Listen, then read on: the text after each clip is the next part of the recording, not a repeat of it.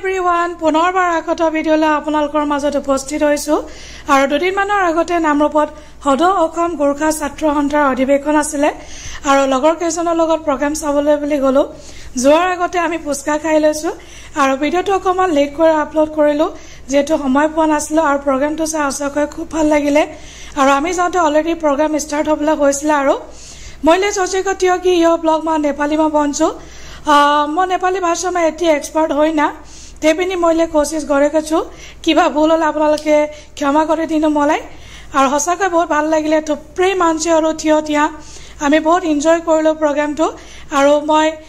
ভিডিঅ'টো অকমান মিউট কৰি দিছো সাউন্ডটো কাৰণ নহলে কপিৰাইট আহি যাব আৰু হসাকৈ প্ৰোগ্ৰামটো বহুত ভাল লাগিলে মই দুলিয়াজনত নেপালী মানুহৰ প্ৰোগ্ৰাম চাইছো কিন্তু নামৰূপত মই এবাৰ প্ৰথম চালো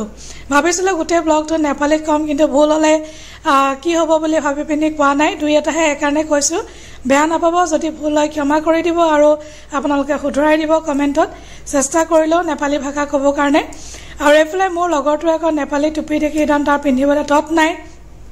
আৰু এজন আছে আমাৰ লগৰ আৰু গোটে কেজনে আমি পুৰা একদম খুব ভাল লাগিলে ফূৰ্তি কৰিলো আৰু ঢেৰ বস্তু লাইছিলে গোটে বজাৰখন চালো আৰু ভাল লাগে ঘৰৰ আকেপাকে আমাৰ নেপালী মানুহ আছে হেতু কাৰণে তেওঁলোকৰ কালচাৰটো খুব ভাল লাগে আৰু ইমান ভিৰ আছিল প্ৰগ্ৰামটো চাওকচোন তো আজিলৈ ভিডিঅ'টো চাই কেনেকুৱা পালে জনাব বাই বাই